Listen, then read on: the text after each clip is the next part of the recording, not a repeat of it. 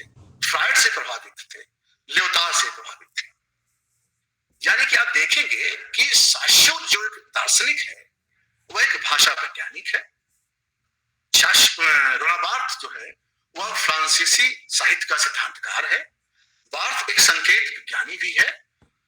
Birth संरचनावादी ही है और birth उत्तर संरचनावादी भी है।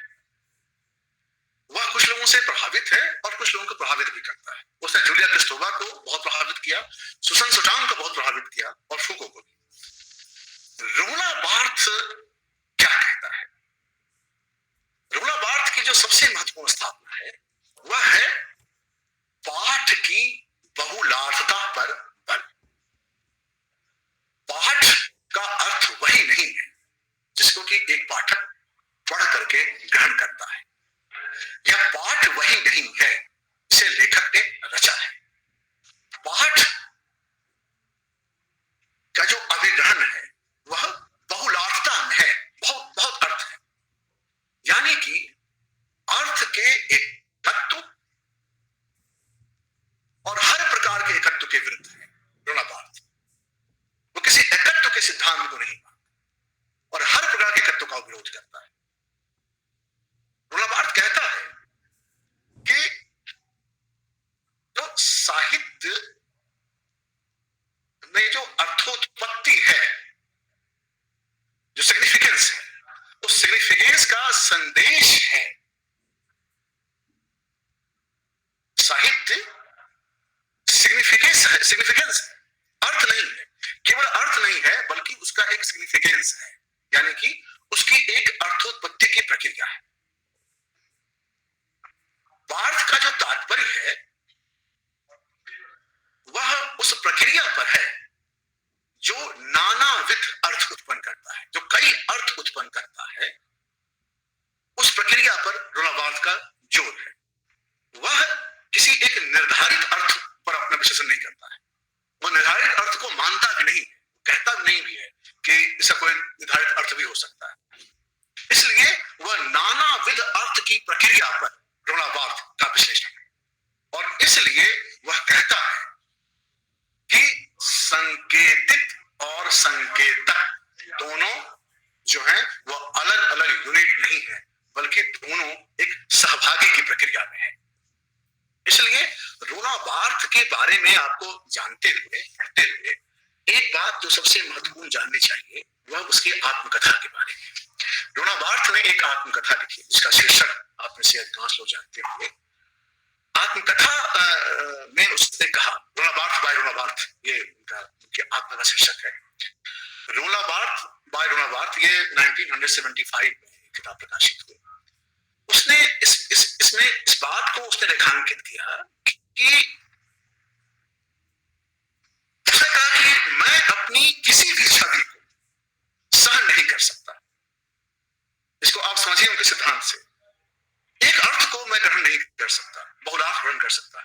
इसलिए रोना बार्थ ने कहा कि मैं अपनी छवि किसी एक छवि को बर्दाश्त नहीं कर सकता, बल्कि मुझे दरअसल कुछ भी कहलाना पसंद है। मुझे कोई कहे संकेत विज्ञानी हूं, मुझे पसंद नहीं। मुझे कहे कि मैं दर्शन शास्त्री हूं, मुझे पसंद नहीं। मुझे कहे कि मैं ईसाई सिद्धांतकार हूं, मुझे पसंद नहीं। उसने कहा मैं कोई एक कहलाना कोई पसंद नहीं करता। मेरा होना बहुलार्थता का होना है, यानी कि किसी एक छवि से बाहर ही होने को रोना बार्थ संस्थावाद के संदर्भ से कहते हैं और इसीलिए वे पाठ की बहुलार्थता पर बल देते हैं। बार्थ प्रत्येक उस वस्तु का समर्थक है जो बहुल है और जो केंद्र प्रसारी है, यानी कि सेंट्रीफ्यूगल है। और बार्थ प्रत्येक उस वस्तु का विरोधी है जो सेंट्रीपिटल है, यानी कि केंद्र विसारी है। वह किसी भी तरह के एकाकी अर्थों का विरोधी है। बार्थ के बारे में आपको ये जानते हुए आपने जानना होगा कि जब वह 1965 में एक किताब लिख रहा था एलिमेंट्स ऑफ सिमियोलॉजी, तो इस किताब में जो वह स्थापित कर रहे थे रोना बार्थ, इस स्थापना को वे आगे चल करके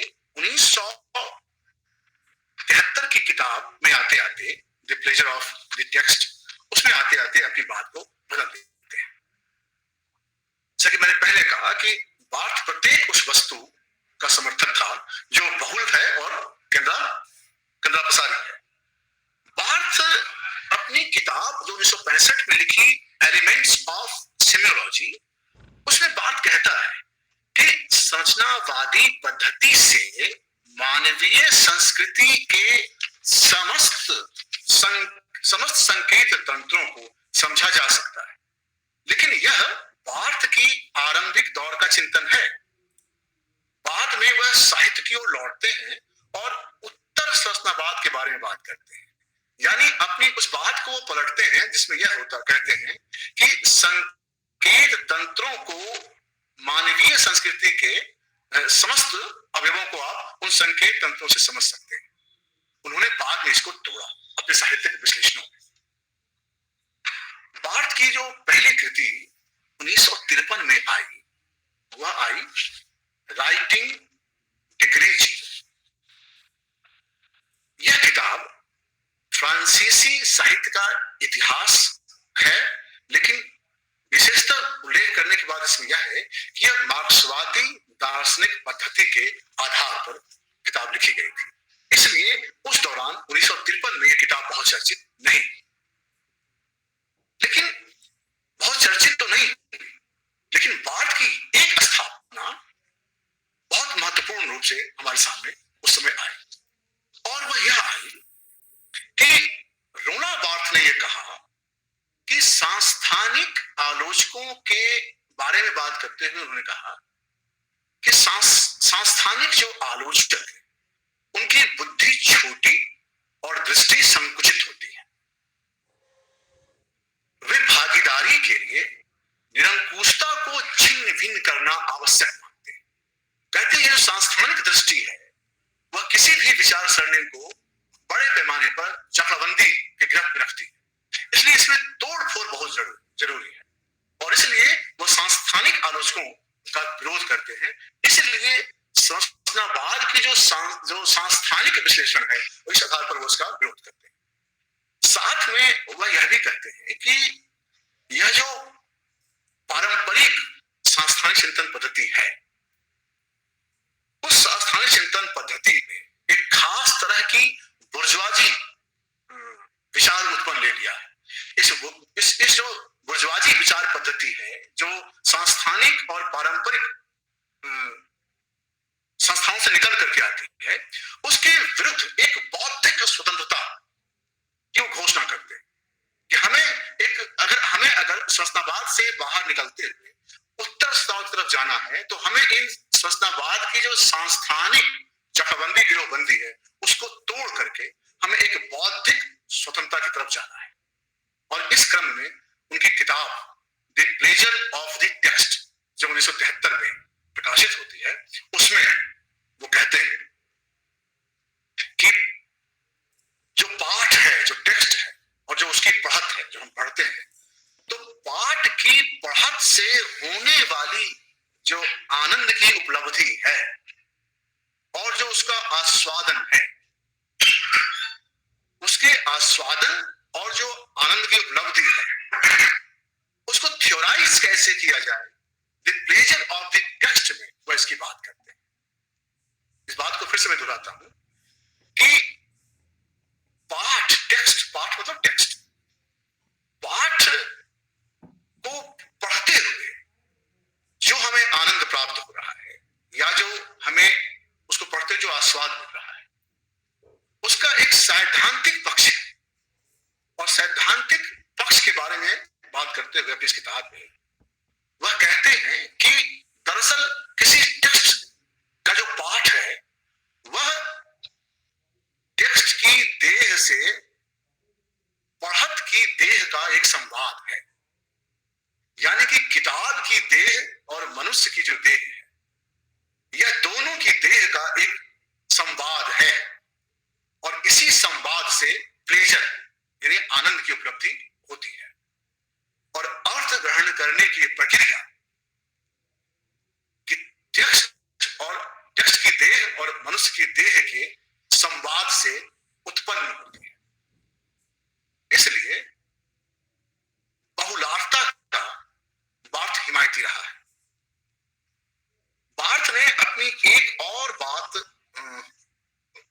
को स्थापित करने के लिए ये कहता है और संदर्भ लेता है इसका उपन्यास का कि अब ठीक जैसा कि मैंने पहले कहा कि एलिमेंट्स ऑफ सिमियोलॉजी जो 1965 में उन्होंने काम किया और राइटिंग डिग्री 0 जिसमें उन्होंने फ्रेंच साहित्य का इतिहास उन्होंने लिखा मार्क्सवादी पद्धति पर। बाद में उनके दिमाग में बात आई कि दरअसल मार्क्सवादी जो पद्धति जिसमें कि यथार्थवाद पर बल है, वह यथार्थवाद का जो दृष्टिकोण है वह हमारे समझ के एक आयाम को प्रभावित करता है, लेकिन हमारी बहुलार्थता की धारणा को वह बाधित करता है। इसलिए बार्थ ने कहा कि किसी भी उपन्यास या किसी भी कहानी या कोई भी टेक्स्ट का जो यथार्थवादी पाठ है वह एक बंद पाठ है, एक क्लोज रीडिंग। बंद जो पाठ है उस पर रॉबर्ट ने प्रहार किया और उसने कहा कि यथार्थवाद किसी भी टेक्स्ट का यथार्थवादी पाठ है, दरअसल यह पाठ पाठक को एक उपभोक्ता मान लेता है कि यथार्थ मैं पाठ हूं, यथार्थ और तुम उसके उपभोक्ता मात्र हो, इसका उपभोग कैसे करते। जबकि रॉबर्ट ने कहा कि क्या है वह देह से देह का संलाप है, उपभोक्ता नहीं है। पाठ एवं जो पाठक का जो संबंध है वह केवल उपभोक्ता का संबंध नहीं है, बल्कि अर्थ के उत्पादन करने वाला एक उत्पादक का है। तो जो पाठक है वह उपभोक्ता नहीं, वह अर्थ का उत्पादक है। और यही वह अपने शुरुआती मार्क्सवादी विश्लेषणों से, यथार्थवादी विश्लेषणों से थोड़े से अलग होते हैं और वे पाठक को उपभोक्ता न मानकर एक उत्पादक के तौर पर देखते हैं। और यह पाठ की टेक्स्ट की संरचना को समझने में एक क्रांतिकारी पहल था। इसलिए हमें रोना बार्थ के बारे में बात करते हुए इस पहलू को विशेष तौर पर ध्यान में रखना चाहिए। रोना बार्थ के बारे में आपने जब भी कभी सुना होगा अपने अध्ययन के क्रम में, तो उसके एक निबंध का उल्लेख आपने बार बार सुना होगा। तो इस निबंध का नाम बता सकता है जो बहुत चर्चित उस निबंध के बारे में बात होती है? जब भी रोना बार्थ पर बात होती है उस निबंध के बारे में बात होती है। कोई जानता है उस निबंध का नाम आप में से? कोई बताएंगे आप में से कोई? The death of the author, यह निबंध का नाम सुना आप लोगों ने? जी सर। हाँ, तो रोना बार्थ का ये बहुत ही महत्वपूर्ण निबंध हुआ, the death of the author. यह जो निबंध की बात मैं कर रहा हूं, यह निबंध उसी का एक्सटेंशन है जहां वो कहता है कि पाठक जो है वह लेखक द्वारा दिए गए अर्थ का उपभोक्ता नहीं है, बल्कि वह खुद उत्पादक है। और इसलिए लेखक उन्होंने कहा कि वह अपने लिखने के बाद मर जाता है। The death of the author. और कोई भी लेखक जब पाठ लिखता है तो वह लेखक उस पाठ के लिए उस अपनी किताब के लिए मर जाता है, क्योंकि उसका अर्थ ग्रहण जो है वह पाठक करेगा। और पाठक की अपनी सामाजिक, सांस्कृतिक, राजनीतिक, मिथकीय, प्रतीकीय अलग अलग पहलू हैं जहां से कि वह अर्थ ग्रहण करता है। इसलिए एक पाठ की बहुलार्थता पर वो बल देता है। तो the death of the author में, एक सेकंड जरा आप इंतजार कीजिए।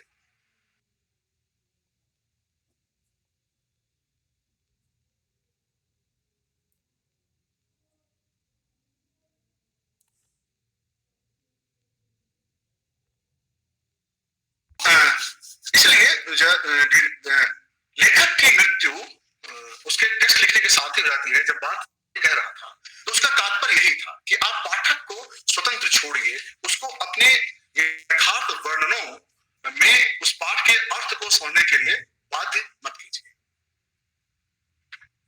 इसलिए ब्रूनो बार्थ ने कहा कि टेक्स्ट जो है वह साहित्यकार का नहीं है, बल्कि साहित्य अपने आप में एक लेखक है।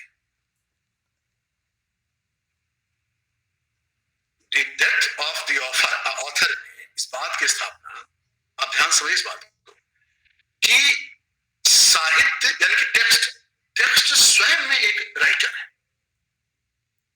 टेक्स्ट का कोई राइटर नहीं होता,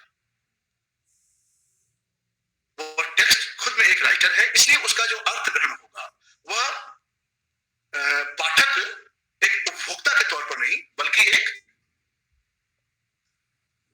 उत्पादक के तौर पर ग्रहण करेगा।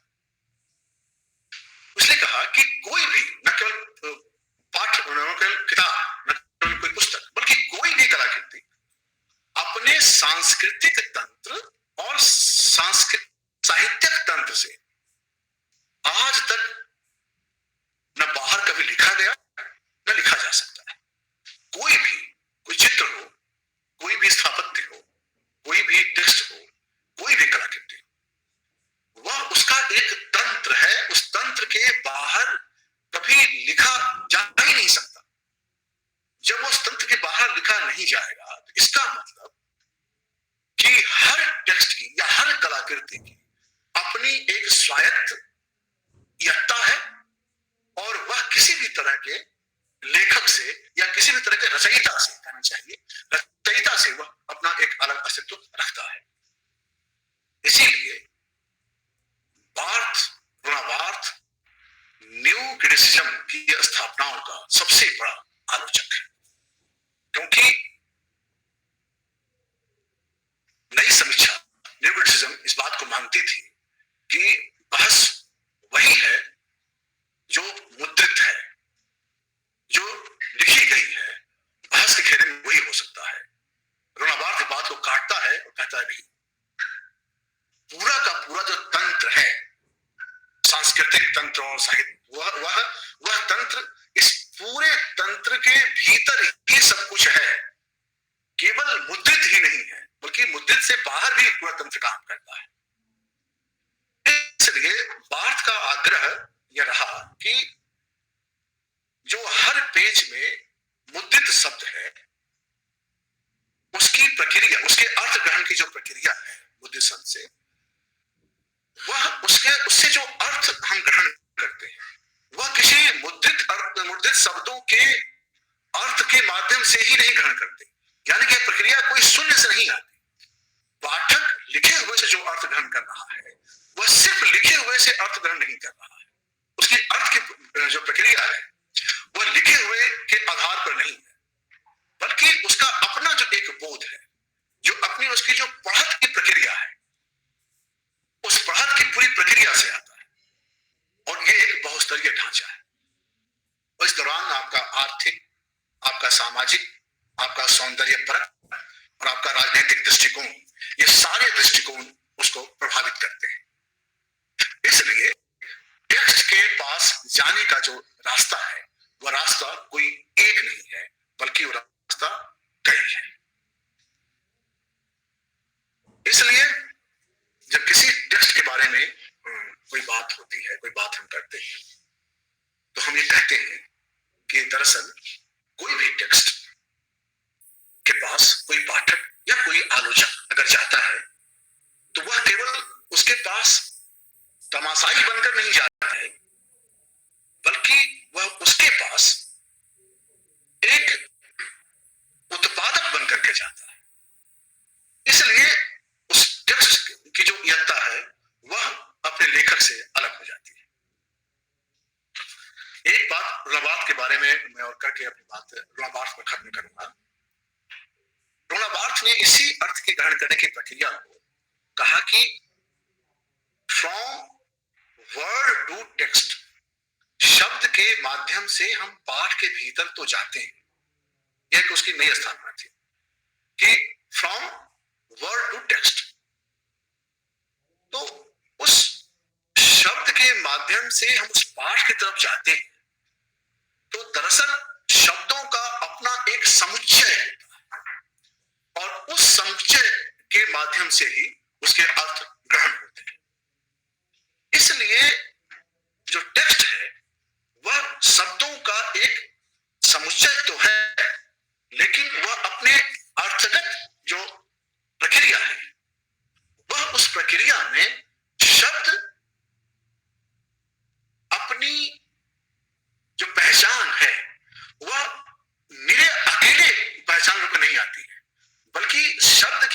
पहचान अपने समुच्चय के आधार पर होती है। यह समुच्चय ही पाठक के पास पहुंचता है और पाठक उसी समुच्चय के आधार पर अपनी सांस्कृतिक, अपनी सामाजिक, राजनीतिक आधारों पर अर्थ को ग्रहण करता है।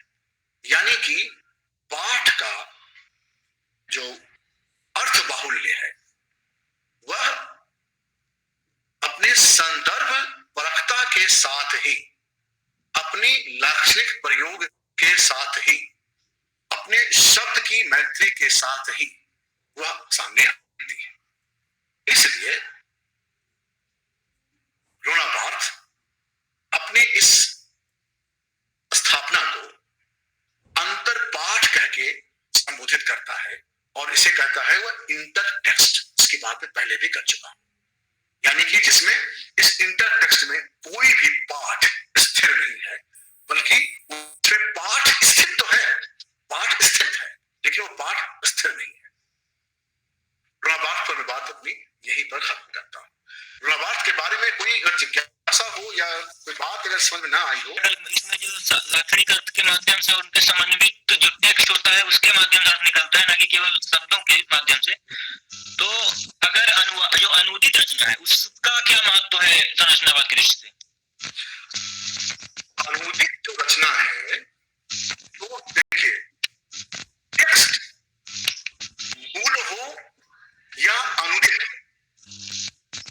हम यह कह रहे हैं कि उसका अर्थ दरअसल पाठक, रचना कोई भी, उसका अर्थ पाठक अपनी स्थितियों के आधार पर ही ग्रहण करता है।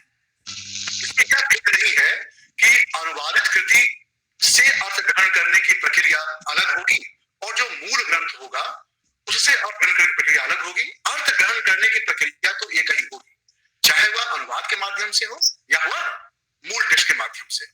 हाँ, ये अलग बात हो सकती है कि जो अनुवादित टेक्स्ट है उस टेक्स्ट में जो अर्थ भरे हुए हैं वे अर्थ उसी अनुवादित कृति का जो मूल ग्रंथ है उससे वो भिन्न होता। ये एक अलग बहस की बात है कि अनुवाद कैसे उसमें की गई, जैसे कि उसने मूल टेक्स्ट से वो कितनी दूर चला गया, ये एक अलग बहस हो सकती है। लेकिन अर्थ ग्रहण करने की जो प्रक्रिया है, जो उसका सिस्टम है, वह एक ही प्रक्रिया है, उसमें कोई भेद नहीं है, इसमें अलग अलग होगा।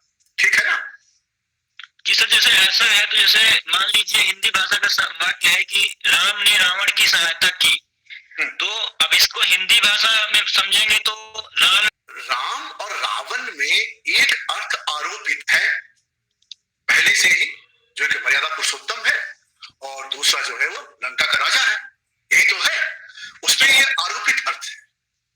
और शब्द की जो अपनी एकता है यहीं पर वो बाधित हो जाती है। आखिर रावण कह देने से 10 सिरों वाले एक मनुष्य का इमेज क्यों बनना चाहिए? रोना बार्थ इसी की बात करता है। रावण अपने आप में, जब मैं बात करूंगा तो उसमें मैं के संदर्भ से एक संदर्भ आता है जिसका उल्लेख मैं करूंगा कि रावण में 10 सिरों का जो अर्थ आरोपित है, दरअसल यह एक खास सांस्कृतिक समझ के आधार पर आरोपित है, जबकि रावण एक स्वतंत्र शब्द हो सकता है, स्वतंत्र पद है, स्वतंत्र शब्द है, उसके अर्थ कई हो सकती है, वो कोई नाम भी हो सकता है, वो किसी फल का भी नाम हो सकता है, होना चाहिए था उसको। राम केवल अयोध्या का राजा नहीं, आखिर रात से ही करें हम, राम से रात का अर्थ ग्रहण क्यों न करें? तो संरचनावादियों ने कहा कि अर्थ जो है वह सिस्टम के माध्यम से हम ग्रहण करते हैं। तो राम रावण का जो संदर्भ है वो सिस्टम से ही हम ग्रहण कर रहे हैं। उत्तर संरचनावाद इसी सिस्टम को तोड़ता है। रोना बार्थ यही कहता है कि हम उसको बहुलार्थता में जानना चाहिए, और इसी की मांग है जो आपने कहा ना अभी कि हम सर समझते हैं वही 10 सिरों वाला एक मनुष्य और मर्यादा पुरुषोत्तम राम। तो आप जो समझते हैं इसी सिस्टम को तोड़ने की बात रोना बार्थ करता है, और इसी का कहता है कि बहुलार्थता में समझिए इसको। जैसे मैं अभी वेदा के बारे में बात करता तो उसमें मैं एक बात और उल्लेख करता हूं उसका, कि जिस तरह से एक मैं के बारे में समझ है, उस मैं पर बात मैं करूंगा आगे।